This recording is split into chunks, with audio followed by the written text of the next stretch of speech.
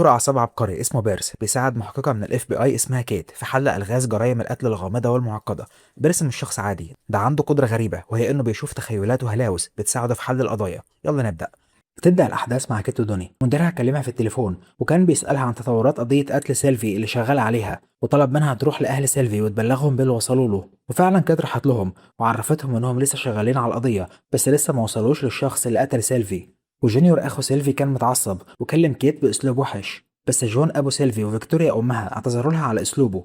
وجون قال لها ما تزعليش منه، هو بس زعلان على اخته. سيلفي كانت طيبه جدا وما تستحقش اللي حصل لها، وسالها عن الفيديو اللي انتشر على النت وان كانوا هيعتبروه دليل في القضيه ولا لا. بس كيت ما كانتش تعرف فيديو ايه اللي بيتكلم عنه. بعد كده عند بيرس، الويكي عرض عليه انه يلعبوا الشطرنج عشان بقاله فتره كبيره بيذاكر الشطرنج وبيتدرب، بس بيرس ما كانش مهتم يلعبه لانه متاكد انه هيهزم الويكي بسهوله. والويكي فضل يستفزه لغايه ما وافق انه يلعبه. ولكن قبل ما يبداوا كيت جات له وقالت له عايزاك تساعدني في جريمة قتل الشيطان هو اللي متهم فيها، وعرفته بالقضية اللي شغال عليها حاليا، وهي جريمة قتل البنت اسمها سيلفي لسه متخرجة من الجامعة وابوها عنده شركة كبيرة للأرضيات الصناعية. وسيلفي كانت أحسن إخواتها وكانت بتشتغل في جمعية خيرية بتساعد الأحياء الفقيرة وبتكافح أعمال العصابات، وكمان الجمعية بتوفر فرص عمل للناس اللي لسه خارجين من السجن، وكمان بيدوا قروض مالية صغيرة للناس اللي عايزة تفتح مشاريع. وسيلفي كانت مندوبة للجمعية في منطقة ألباني بارك، ودي منطقة مشهورة بعصابات المخدرات. والشهر اللي فات سيلفي اختفت، وبعد أسبوع البوليس لقى جثتها في مكان معزول على حدود الولاية، وكان على جسمها آثار لخبطات في الراس والبطن والصدر. وتوقعوا نساء الوفاة إن عربية خبطتها، وما كانش في أي بصمات للقاتل على الجثة، وما كانش في كمان أي حمض نووي. وكيت ورت بيرس فيديو انتشر امبارح على النت موجود فيه واحدة بتقول أنا الشيطان، أنا اللي قتلت سيلفي وروحها بقت ملكي. وكيت عرفته إن الست اللي في الفيديو هي إلينا رئيسة سيلفي في الجمعية الخيرية، وهي وجوزها ريتشارد اللي بيديروا الجمعية. وقالت له احنا حققنا مع إلينا أول ما سيلفي اختفت، بس عرفنا إن علاقتها بسيلفي كانت كويسة جدا وما كانش في أي سبب إن احنا نشك فيها. بس بعد ما اكتشفنا موت سيلفي بكذا يوم، إلينا دخلت المستشفى بأعراض مرض الذهان. والذهان ده هو اضطراب عقلي بيخلي الشخص ينفصل عن الواقع ويشوف حاجات مش موجودة. وكده عرفته إن إلينا ما كانش عندها تاريخ مع المرض ده قبل كده، وبعد ما دخلت المستشفى اتشخصت إنها عندها فصام، بس جوزها خرجها من المستشفى لأن حالتها ما كانتش بتتحسن وهي دلوقتي في بيتها. وكيت كانت عايزة بيرسي يقابل إلينا عشان يشوف إن كانت مريضة فعلا ولا بتقول الحقيقة. ولما راحوا لها البيت جوزها ريتشارد ما كانش عايزهم يقابلوها وقال لهم إنها تعبانة، بس هما سمعوا صوتها بتصرخ جوه. ولما دخلوا لقوا معاها قص اسمه نوريس وكان رابطها في السرير عشان يطلع منها الأرواح الشريرة اللي لابساها. وإلينا كانت عمالة تصرخ، وبيرس طلب من نوريس يفكها ويبطل التخاريف اللي بيعملها. وريتشارد قال له احنا جربنا الطب وما جابش معاها نتيجة، وإلينا كانت ست مؤمنة وأكيد لما تفوق هتكون موافقة على اللي بنعمله ده. وبيرس قال له هي عماله تصرخ عشان معصمها بينزف من الحبل، مش عشان الروح الشريره اللي جواها زي ما انتوا فاهمين. وكيت ارغمتهم يوقفوا الطقوس اللي بيعملوها، يا اما هتحملهم مسؤوليه انهم بيأذوها. وفعلا فكوا الينا، وبيرس خلاهم يخرجوا كلهم بره، وحاول يهدي الينا وقال لها انا هنا عشان اساعدك. وكانت عماله تقول له انها ملك للشيطان. وظهر لبيرس واحد كانه هو الشيطان وقال له انت هتساعدها لو انا وافقت اني اتخلى عن روحها، ولو انت ادتني روحك مقابل روحها هديلك علاج يخلصها من المعاناه اللي هي فيها. وبيرس شاف شكل ورم بيصيب المخ موجود في العصاية بتاعة الشيطان، وفهم إلينا عندها إيه بالظبط. وقال لريتشارد جوزها مراتك عندها ورم اسمه تيراتوما، وده ورم نادر جدا، والورم ده لو حصل في منطقة المبيض ممكن يسبب التهابات في الدماغ، وغالبا بيتم تشخيص المريض على إنه عنده فصام. ولو احنا عملنا عملية وشلنا الورم دماغها هيرجع يشتغل بشكل طبيعي تاني. وريتشارد وافق على العملية، وفعلا نقلوها للمستشفى وعملوا لها العملية وشالوا الورم من جسمها. وريتشارد جوزها والقس نورس كانوا موجودين، وبيرس قال لهم الورم ده بيتكون بسبب مجهول ونتج عنه أجسام مضادة هاجمت الخلايا المسؤولة عن الذاكرة وعن وظائف التعلم في الدماغ، وده اللي خلى الأعراض اللي عندها تشبه أعراض مرض الذهان، وكمان جاب لها اضطرابات في الذاكرة خلتها تفكر إنها اللي قتلت سيلفي. وبالنسبة ليها أعراض المرض اتشكلت في صورة أوهام مستندة على الدين زي فكرة الأرواح الشريرة اللي بتسكن الجسم. تاني يوم في المستشفى بيرس وكيت راحوا لإلينا وكان معاها جوزها وكمان موجود فوس المحامي بتاعها. وريتشارد كان حكى لإلينا عن الفيديو اللي عملته ونشرته على النت وعن الكلام اللي قالته لما كانت تعبانة بخصوص قتل سيلفي، وكمان عرفها ان هو والقس نورس كانوا فاكرين انها مسكونة بالارواح. وإلينا قالت لكيت الكلام عن اني مسكونة من الشيطان طبعا كله غلط، بس انا فعلا قتلت سيلفي. انا كنت دايما بسمع اصوات في دماغي بتقولي ان سيلفي هي مصدر الشر وهي سبب كل معاناتي في الحياة. وفي الليلة اللي ماتت فيها الاصوات قالت لي اركب عربيتي وادور عليها، وفعلا ركبت العربية ودورت عليها ولقيتها واقفة قدام بيت واحد من اعضاء الجمعية، والاصوات في دماغي كانت عمالة تقول لي ان لازم اخلص عليها. فاتحركت ناحيتها بسرعة وخبطتها بالعربية وقتلتها. والأصوات قالت لي لازم أخفي الجثة، فأخدتها معايا في العربية ورميتها على حدود المدينة. والمحامي فوس قال لكيت طبعا احنا هنقدم طلب ان إلينا مش مذنبة لأنها كانت تحت تأثير المرض اللي كان عندها واللي بسببه اتعمل لها العملية، والدكتور بيرس أكيد طبعا هيشهد في المحكمة بتأثير الورم اللي كان عندها على دماغها. ولما كيت وبيرس خرجوا سألها إن كانت لاحظت أي حاجة غريبة على إلينا لما حققت معاها أول مرة بعد موت سيلفي، وكانت عرفته إن إلينا كانت طبيعية جدا وما كانش ظاهر عليها أي حاجة. والشيطان ظهر لبيرس وكان جايب معاه عقد ملكيته لروح بيرس وطلب من بيرس يوقع عليه وقال له اقرأ العقد كويس، انت عارف ان الشيطان بيكمن في التفاصيل. وبيرس انتبه لكلمة التفاصيل. ولما كيت جات له بيرس قال لها القصة اللي إلينا حكتها لنا دلوقتي عن الأصوات اللي في دماغها كلها كذب، وأخدها وراحوا لدوني وقال لهم الأجسام المضادة اللي بتنتج نتيجة الورم اللي كان عند إلينا بتأثر على وظائف الدماغ وبتأثر بالذات على الذاكرة، والمرضى اللي عندهم الورم ده بتجيلهم حالة من فقدان الذاكرة. ولو إلينا فعلا كانت عندها أعراض الورم في الوقت اللي قتلت فيه سيلفي يبقى مستحيل إنها تفتكر الفترة دي من حياتها بالدقة دي، وصعب جدا تفتكر إزاي قتلت سيلفي وكمان إزاي أخفت جثتها، لأن أعراض فقدان الذاكرة المفروض إنها تكون بدأت تظهر عليها مع بداية ظهور الأصوات في دماغها. والكلام اللي قالته ده ممكن يكون المحامي بتاعها هو اللي حفظه لها. أنا شاكك إن إلينا لما قتلت سيلفي ما كانش لسه أعراض الورم الدماغي ظهرت عليها، يعني هي قتلتها وهي مدركة وقصدها إنها تقتلها، لكن بتحاول دلوقتي تستخدم موضوع الورم كحجة عشان تفلت من العقاب. ودوني سأله هل ممكن أعراض الورم ممكن تظهر فجأة بعد ما قتلت سيلفي؟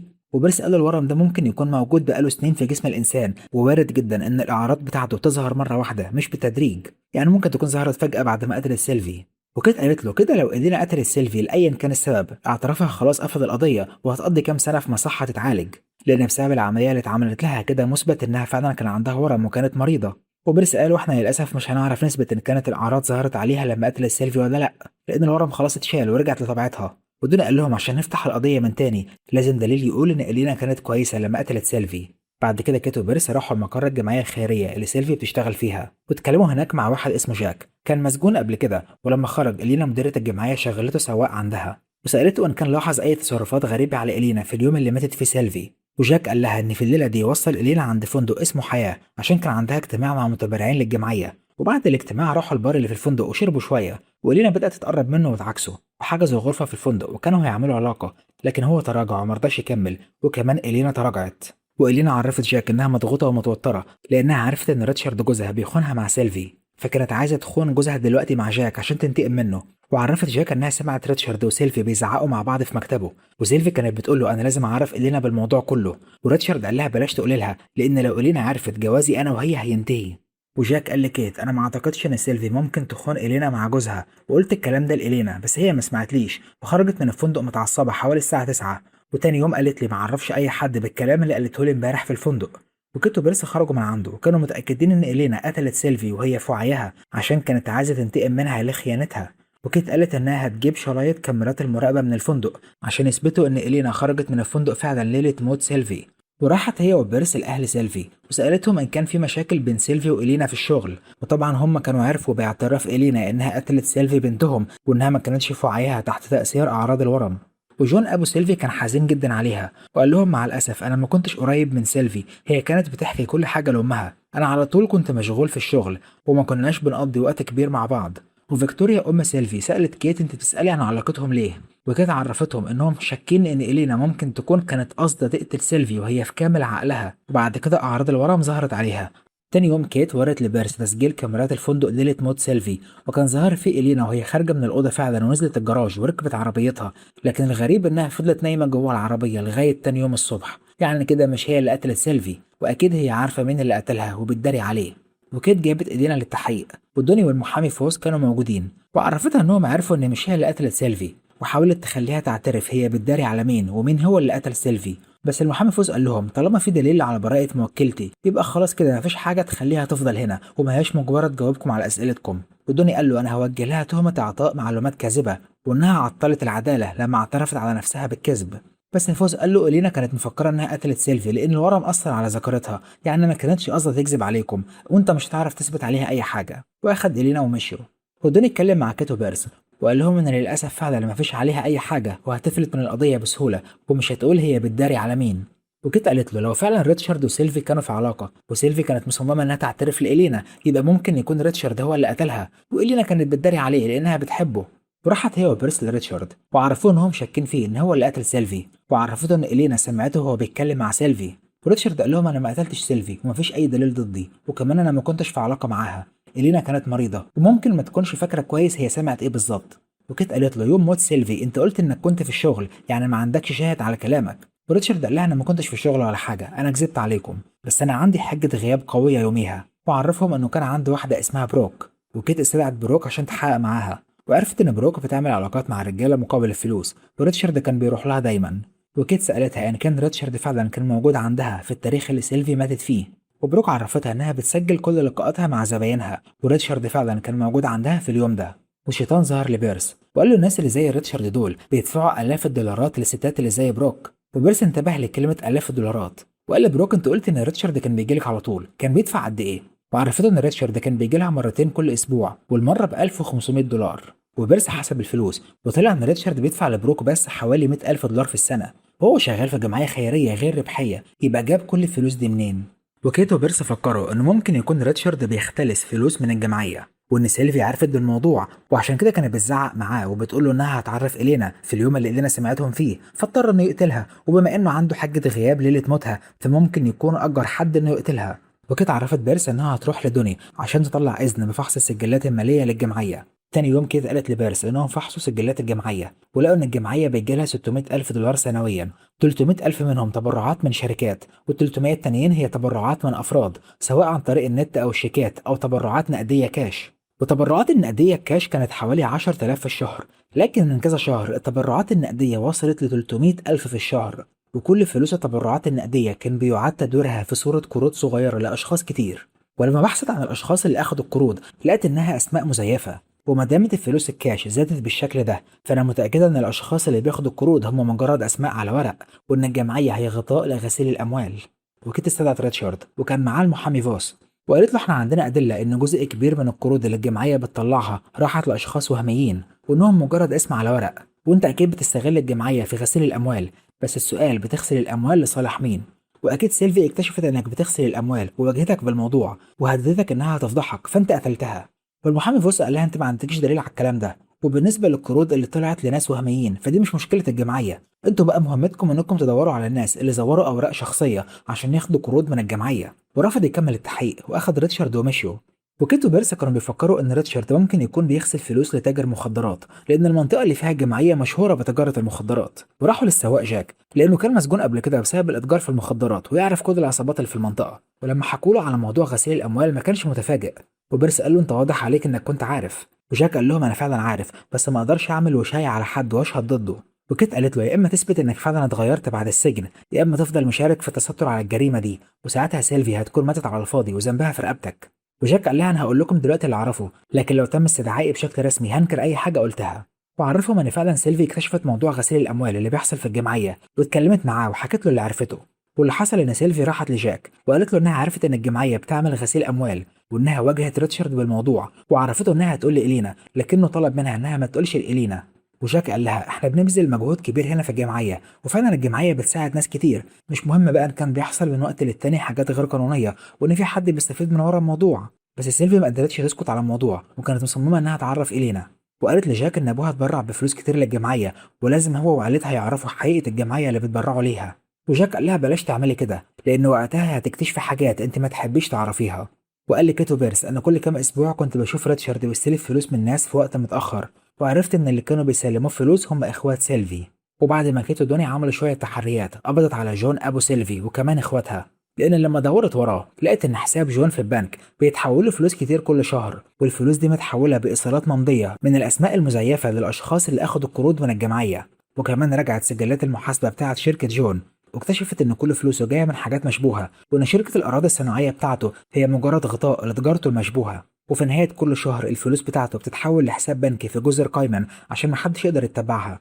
ولما كيت واجهتهم بالكلام ده فيكتوريا ام سيلفي ما كانتش مصدقه ان جوزها شغال في حاجه مشبوهه، وجون قال لها ما تخافيش كل دي حاجات ملهاش اساس من الصحه ومش هيقدروا يثبتوا اي حاجه. وكيت قالت له سيلفي بنتك اتاكدت ان الكلام ده صح وواجهتك باللي انت بتعمله وعرفتك انها هتبلغ البوليس فانت قتلتها عشان تسكتها. وجون اتعصب وقال لها انت اتجننتي ازاي هقتل بنتي، انا مش هتكلم غير في وجود المحامي بتاعي. وكيت قالت له المحامي بتاعك شغال في نفس الشركه القانونيه اللي بيشتغل فيها المحامي فوس اللي هو محامي إلينا اللي كان بيحاول يخليها تشيل القضيه بدالك. انت بقى خليت إلينا توافق ازاي انها تعترف على نفسها؟ هل هددتها انك هتقتلها هي كمان؟ في الوقت ده بيرس كان بيلعب شطرنج مع لويكي، وكان بيفكر في الحركة اللي هيلعبها في الشطرنج، بس لويكي كان راح الحمام، والشيطان ظهر لبيرس وقال له لويكي هيكسبك بعد 4 خطوات، لأن هو حرك الملكة بتاعته من غير ما تاخد بالك عشان يعرف يكسبك. وبيرس ما كانش مصدق إن لويكي ممكن يغشه، بس الشيطان أقنعه. وبيرس بص على الرقعة وشال الملكة بتاعت لويكي عشان يرجعها لمكانها، ولويكي لما شافه قال له أنت بتغش، وبيرس قال له لا أنت اللي بتغش، الملكة بتاعتك ما كانتش هنا. ولكن لما بص على الرقعة لقى إن الشيطان ضحك عليه وخلاه يشوف أماكن القطع المختلفة، وإن لويكي ما كانش بيغش ولا حاجة. ولويكي قال له رجع الملكة مكانها عشان أقضي على الحصان بتاعك. والشيطان قال لبيرس الملكة تقدر تقضي على أي حد. وبيرس فكر في كلمة الملكة وانتبه لحاجة، واتصل على كيت وقال لها جون ما قتلش بنته، أنا عرفت مين اللي قتلها.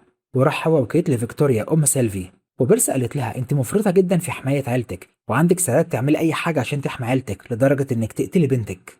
لما جيت لكم قبل كده وسألتكم إن كان في مشاكل بين سيلفي وإلينا، جون جوزك كان زعلان جدا إنه ما كانش قريب من سيلفي، وقال إنها كانت بتحكي لك كل حاجة. والحقيقة إن سيلفي لما عرفت بغسيل الأموال بتاع الجمعية حكيت لك أنت الأول، وأنت اخترت إنك تقتليها عشان عيلتك كلها ما تتسجنش.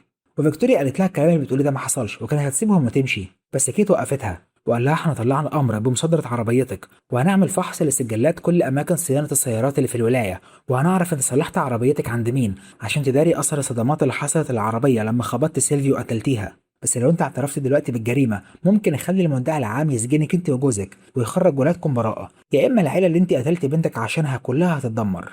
والمفاجاه ان فيكتوريا فعلا اعترفت ان هي اللي قتلت بنتها، وعرفتها ان سيلفي اتكلمت معاها لما عرفت موضوع غسيل الاموال.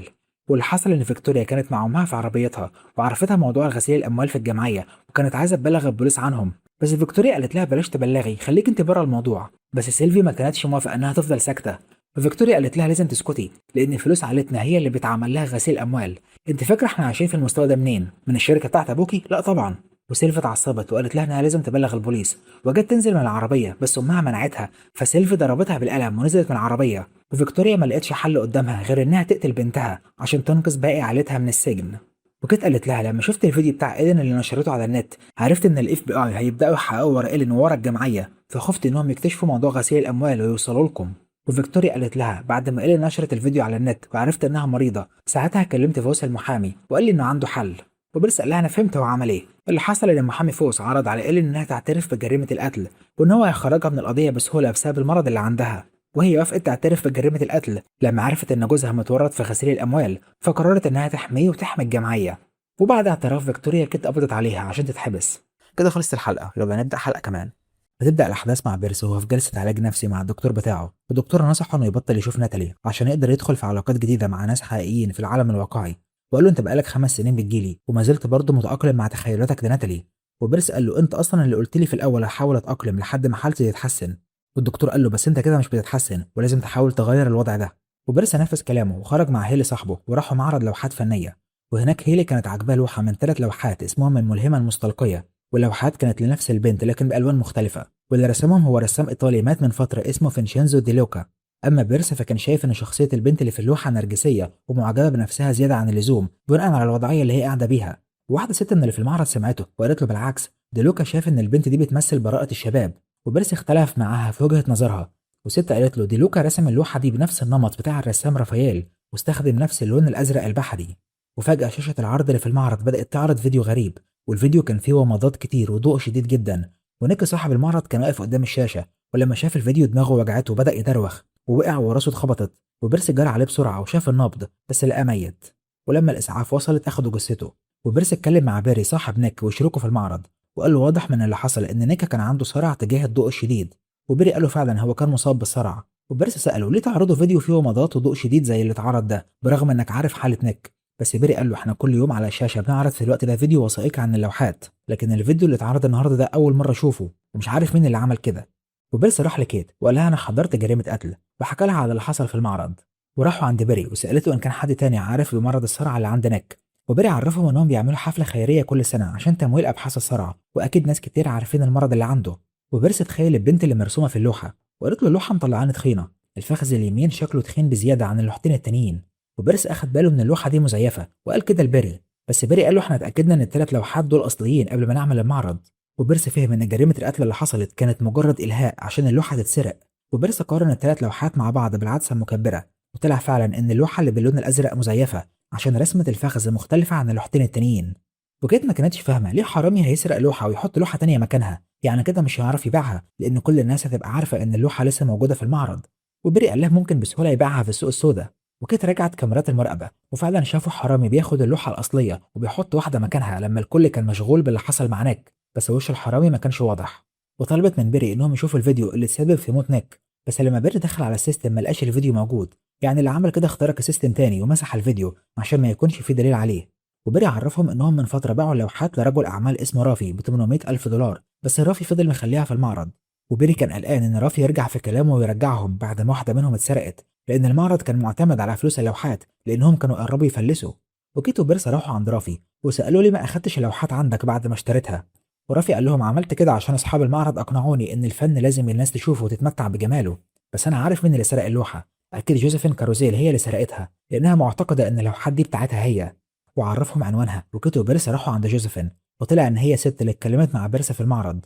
ولما اتكلموا معاها عرفتهم ان هي البنت اللي مرسومه في اللوحات، وقالت لهم انها كانت متجوزه من الرسام دي لوكا في ايطاليا.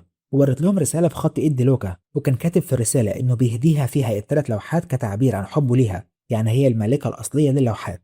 وحكت لهم انها لما اتجوزت دي لوكا عاشوا مع بعض 15 سنه، بس بعد كده بدأ يتوهم انها بتخونه فانفصل عنها واخد اللوحات عشان يضايقها، وبعد فتره مات. ولما جوزيفين شافت اللوحات في اعلان المعرض تواصلت مع نيك صاحب المعرض، ونيك عرفها انه اشتراهم من بنت اخت دي لوكا اللي ورثتهم بناء على وصيته. وجوزيفين بعدها خلت محامي يرفع لها قضيه عشان تثبت فيها ملكيتها للوحات. وبرسا عرفها ان اللوحه اتسرقت امبارح، وكيت كانت شاكه فيها انها قررت تسرق اللوحه لانها عارفه ان القضيه هتقعد سنين في المحكمه، اما بيرسا فكان بيدافع عنها ومش مقتنع انها سرقتها. وجوزيفين قالت لها المحامي عرفني ان اكيد هكسب القضيه، يبقى ليه اسرق لوحه واحده وانا اصلا هاخد اللوحات كلها بالقانون. بعد كده كيت استدعت بيري عشان تساله عن القضيه اللي رفعها جوزيفين، بس هو ما كانش يعرف حاجه عن الموضوع ده لان نيك كان هو اللي ماسك الجانب القانوني للمعرض. وكيت وبيرسا كانوا شاكين في بيري ان هو اللي سرق اللوحه عشان يبيعها في السوق السوداء ويحل المشكله الماليه اللي بتواجه المعرض. وبيري قال لهم انا ما سرقتهاش وما قتلتش نيك، بس على العموم حاليا مشكله المعرض اتحلت لان بوليصه التامين على حياه نيك كان موصي انها تروح للمعرض. بعد كده القسم الالكتروني في الاف بي اي قدروا يرجعوا الفيديو اللي اتمسح اللي كان السبب في موت نيك. وبرس اخد باله من رمز ظهر في الفيديو والرمز ده بيرمز للفوضى. ولما بحثوا لقوا ان في صحفي في مجال الفن اسمه تيدي كان عامل من فتره لقاء مع شخص مجهول اسمه كايوس، والاسم ده يعني فوضى. وكايوس ده بيعمل فيديوهات بنفس طريقه الفيديو اللي اشتغل في المعرض، وفكره الفيديوهات دي انه بيعترض بيها على تجاره الفن وبيعه كسلعه تجاريه. وكيت وبرس قابلوا الصحفي تيدي اللي كان عامل اللقاء مع كايوس وكانوا عايزين يعرفوا منه اسم كايوس الحقيقي، بس هو رفض عشان ما يفقدش مصداقيته كصحفي وانه كده هيكون خالف خصوصيه مهنته. وجيت قالت له كايوس متورط في جريمه قتل، ولو انت ما اديتناش اسمه بشكل ودي هجيب طلب من المحكمه وهرغمك انك تقول لنا على اسمه. وتيدي اضطر يقول لهم ان اسمه الحقيقي جارد وعرفهم عنوانه. وكيت وبيرس راحوا بيت جارد ولكن لقوا البوليس هناك لان حد من الجيران بلغ انه سمع صوت ضرب نار النهارده، ولقوا جارد مقتول في بيته. بعد كده كيت حققت مع خطيبه جارد وقالت لها احنا عرفنا انكم كان متاخر عليكم ايجار 3 شهور لصاحب البيت، يعني ممكن يكون جارد عمل الفيديو اللي شغل بيه الناس في المعرض وسرق اللوحه عشان يبيعها وياخد فلوسها. فخطيبته قالت لها الكلام ده ما حصلش، جارد ما سرقش حاجه، كل الموضوع ان في واحد اعطى لجارد فلوس وطلب منه انه يعمل له الفيديو ده بس ما عرفش هو مين. وكيت كانت بتقول لبيرس ان الشخص اللي خلى جارد يعمل الفيديو ممكن يكون هو اللي رسم اللوحه المزيفه وحطها مكان الاصليه في المعرض، ودلوقتي قتل جارد عشان ما يسيبش وراه دليل. وبيرس بدأ يشوف لون ازرق عمال يملى المكان، وقال لكيت اللون المستخدم في اللوحه اللي اتسرقت هو الازرق البحري، وده لون نادر جدا، ولو قدرنا نعرف الاماكن اللي بتبيعه هنقدر نعرف مين اللي اشتراه، وبالتالي هيكون هو اللي رسم اللوحه المزيفه. وبالليل بيرس تخيل تاني البنت اللي في اللوحه، وناتري قالت له انت دلوقتي بتعمل نفس اللي عملته معايا زمان، انت زمان ما قدرتش تكلم كارولين فتخيلتني وفضلت معايا سنين، ودلوقتي انت معجب بجوزيفين وبدل ما تكلمها بتتخيل نسختها اللي في اللوحه عشان تتكلم معاها. انت لازم تروح لجوزيفين وتتكلم معاها وتعتذر لها على كلامك اللي قلته عن اللوحه في المعرض. وبيرس فعلا سمع كلامها وراح عند جوزيفين واعتذر لها انه قال عليها نرجسيه في اللوحه، وجوزيفين قالت له بس انت كان معاك حق، انا فعلا وانا صغيره كنت معجبه بنفسي ومغروره جدا وعزمت عليه انه يدخل. وفضلوا يتكلموا مع بعض وحكى لها عنه وعن المرض اللي عنده، وهي حكت له عن نفسها وقالت له انها كانت عايزه تبقى راقصه باليه بس قابلت زمان الرسام دي لوكا وحبوا بعض، وهي ساعتها كانت مرتبطه بشاب تاني في كليه الفنون وهو اللي جاب لها شغلانه انها تبقى موديل للرسم. وفي يوم دي لوكا زار كليه الفنون وهناك قابلوا بعض، فسابت الشاب اللي كانت مرتبطه بيه وسافرت ايطاليا مع دي لوكا واتجوزوا هناك. فضلت تتكلم هي وبيرس وقضوا الليله مع بعض. تاني يوم كيت راحت لبيرس الجامعه وعرفت انهم لقوا محل واحد بس في المدينه بيبيع النوع ده من اللون الازرق، وعرفت من صاحب المحل ان واحد اسمه مارتن جاله واشترى منه كل الكميه. وكيت وبيرس راحوا عنوان مارتن ولقوا مراته بتلم حاجتهم عشان هتمشي من البيت، وعرفتهم ان مارتن نقل لمكان تاني، وبعد ما كانوا متجوزين لمدة 20 سنة فجأة بقى مهووس بالرسم واستقال من شغله في البورصة وساب مراته وولاده ونقل لمكان تاني عشان يرسم. ودلوقتي البنك حجز على البيت بتاعه ومارتن ولا على باله ومش فارق معاه اي حاجة. وكيت وبيرس عرفوا منها عنوان مارتن، ولما راحوا له لقوا عنده لوحات كتير جدا للملهمة المستلقية اللي هي لوحات الرسام دي لوكا. وكيت حققت معاه وقالت له احنا فحصنا كل اللوحات اللي عندك ومفيش فيهم اللوحة الأصلية اللي اتسرقت، وسألته عن مكانها بس هو ما كانش مركز خالص وكان عايز يمشي. واخد الشاي بتاعها شرب منه وبريسا كان شايفه من بره، وسالته انت ليه رسمت لوحه مزيفه. ومارتن قال لها الراجل كان عايز اللوحه، وسالته مين الراجل ده بس هو ما اتكلمش. والجاكيت بتاع كيت ما كانش معدول فمارتن مد ايده عشان يعدله وكيت بعدته عنها. ولما خرجت لبريسا قال لها واضح كده ان مارتن مصاب بالخرف الجبهي الصدغي وده مرض بيصيب الاعصاب، وتصرفاته السيئه والفجه دي من ابرز العلامات على المرض بتاعه. وكمان المرض ده بيظهر قدرات فنيه كبيره عند المصابين بيه، وده بيفسر ليه فجاه مارتن بقى بيحب الرسم ومهووس بيه. وبناء عليه مش هو اللي سرق اللوحه ولا هو اللي قتل جاريد، لان المرضى اللي زي مارتن عقلهم مش بيكون عنده القدره انه يخطط لجرائم زي دي. وعملوا فحوصات واشعه لمارتن وطلع فعلا مريض زي ما بيرس قال، وكل اللي بيشغل عقله حاليا انه يرسم. وممكن كمان يكون مصاب بفقدان القدره على الكلام من الدرجه الاولى، والمريض في الحاله دي الكلمات عنده بتفقد معناها، فبيستخدم كلمات ليها معنى واسع عشان يقصد حاجه معينه. يعني لما هو بيقول الراجل كان عايز اللوحه هو يقصد شخص محدد بس الكلمات ما بتجيش في دماغه ومش عارف يقول اسمه.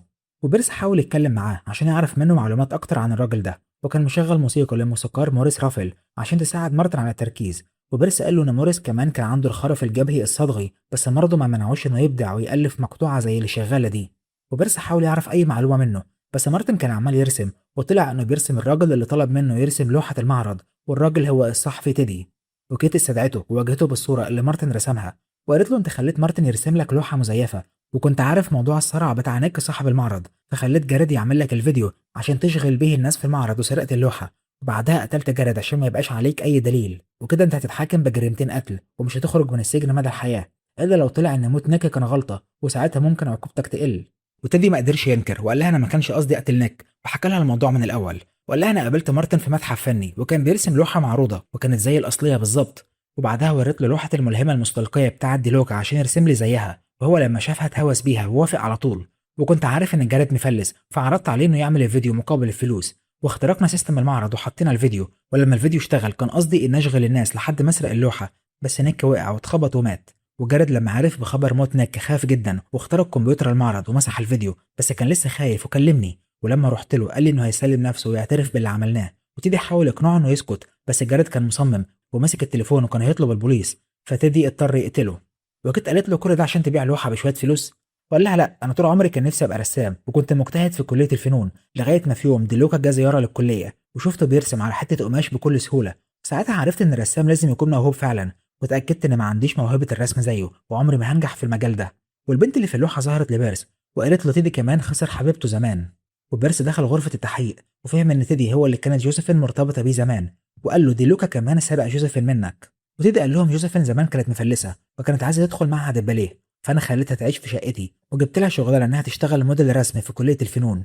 ولكن في يوم رجعت ولقيت دي لوكا في شقتي بيرسمها في لوحه الملهمه المستلقيه، وبعدها انفصلت عني واتجوزوا. وكيت قالت له عشان كده سرقت اللوحه عشان تنتقم من دي لوكا، ولا انا سرقتها عشان خاطر جوزيفين، انا سمعت عن القضيه اللي هي رفعها ورحت لها. ولما تدي راح لجوزيفين هي ما عرفتوش في الاول بس هو فكرها بنفسه وقال لها انه عايز يرجع علاقتهم تاني وممكن يكون رجوعها لامريكا فرصه تانيه ليهم، بس جوزيفين رفضت وقالت له انها رجعت هنا عشان اللوحات فقط. وتدي قال لي كيت انا قلت لها انها مستحيل تاخد اللوحات من رافي اللي اشتراهم من المعرض، لان رافي عنده اسطول من المحاميين وهيقدر يخلي القضيه تقعد في المحاكم سنين. وبيرس قال له عشان كده سرقت اللوحه عشان تديها لها وهي وقتها تدي لك فرصه ثانيه. وتدي قال له بس ده ما حصلش للاسف، لان لما رحت لها باللوحه وعرفتها اللي عملته قالت عليا مجنون وطلبت مني اخد اللوحه وامشي. وكيت سالته عن مكان اللوحه وتدي عرفها انه حرقها امبارح. بعد كده بيرس راح عند جوزيفين وكانت بتجهز شنطتها عشان تسافر، وبيرس قال لها انت ليه ما حكيتليش عن تيدي؟ هو دلوقتي مع الاف بي اي بيحققوا معاه واعترف بكل حاجه وقال انه سرق اللوحه عشان يجيبها لك. ويوسفين قالت له انا ما اعرفش هو قال ايه بس انا لو مكانك مش هصدق اي حاجه يقولها لانه مجنون. وبيرسا عرفها ان تيدي حرق اللوحه، بس بيرسا فكر شويه وقال لها في حاجه غلط، هو بيحبك جدا يبقى ازاي هيقدر يحرق لوحه مرسوم فيها صورتك؟ وجوزيفين قالت له ممكن يكون عايز ينتقم مني عشان انا زمان سبته، بس بيرسا كان شاكك ان تيدي بيكذب وانه خبى اللوحه وما حرقهاش، وقال لها تيدي كان لسه فاكر علاقتكم يبقى مستحيل يحرق صورتك، وفعلا هو جالك ومعاه اللوحه زي ما قال. بس جوزيفين ما كانتش عايزه تقول ان تيدي جالها باللوحه، وبيرسا فهم ان تيدي بيحميها وعايز يخرجها بره الصوره، وقال لجوزيفين كيت ذكيه وهتكتشف انه كان عندك امبارح واللوحه كانت معاه، ولو اتاكدت انه ما حرقش اللوحه هتيجي هنا وهتفتش المكان، وطبعا هي هتلاقي اللوحه لانها معاكي وهتخليكي شريكته في الجريمه. انا عايز اساعدك بس لازم تقولي لي الحقيقه. وجوزيفين قالت له تيدي فعلا جالي ومعاه اللوحه بس انا ما خدتهاش منه وخليته يمشي. وبيرسي سالها ما قلتيش ليه الكلام ده قبل كده على الاقل ليا. وجوزيفين قالت له انا زمان اذيت تيدي لما سبته وما كنتش عايزه اذيه تاني وابلغ عنه. انت متخيل انه عاش حياته كلها على حلم انه يبقى مرتبط بيا، فما كانش ينفع اذيه اكتر من كده. وبيرسي قال لها انا متفهم ان هو عمل كده عشان بيحبك زي ما انا كمان دلوقتي بحبك ومستعد اعمل اي حاجه عشانك، بس لازم تقولي لي الحقيقه، هل انت اللي طلبت منه يسرق اللوحه؟ وحكت له اللي حصل. ولما تيدي جالها اول مره هي عرفته انها مش عايزه ترجع له وان كل اللي هي عايزاه هي اللوحات. واللي حصل وقتها ان تيدي قال لجوزيفين انا عارف رافي كويس وانت مش هتقدري تقفي قدامه في المحاكم ومش هيخليكي تاخدي اللوحات. وجوزيفين قالت له انت اكيد تعرف طريقه ارجع بيها اللوحات.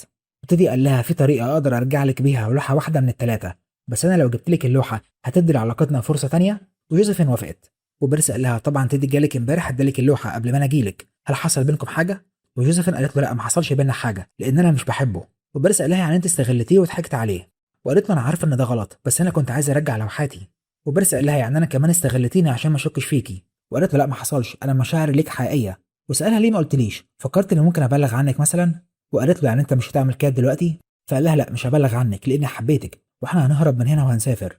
وجوزيفين راحت تلم شنطها وبيرسي لمح اللوحه معاها وهي بتحطها في الشنطه، ولكن اول ما فتحت الباب لقت كيت والبوليس مستنيين بره. وبيرسي عرف كيت ان اللوحه في الشنطه، وطلع انه متفق مع كيت انه هيوقع جوزيفين في الكلام عشان يقبضوا عليها ومعاها اللوحه، وكان زعلان ان علاقته مع جوزيفين باظت وكيت قبضت عليها. وبالليل بيرسي كان بيتكلم مع ناتالي وكان زعلان وقال لها جوزيفين كانت نرجسيه ومهووسه بنفسها وعندها استعداد تعمل اي حاجه عشان مصلحتها، وانا كمان مهووس بيكي وده مش صح، انا لازم اعيش حياتي وانت مش فيها وانت لازم تمشي. وناتالي فرحت وقالت له انا كنت مستنيه تقول لي كده من زمان، وقامت عشان تمشي بس بيرسي اتردد وقالت له ما تزعلش ده القرار الصح وسابته ومشيت. وكده خلصنا الحلقه. لو الفيديو عجبك اعمل لايك وعرفنا رايك في التعليقات، ولو لسه ما اشتركتش اشترك معانا دلوقتي عشان يوصلك مننا كل جديد. سلام.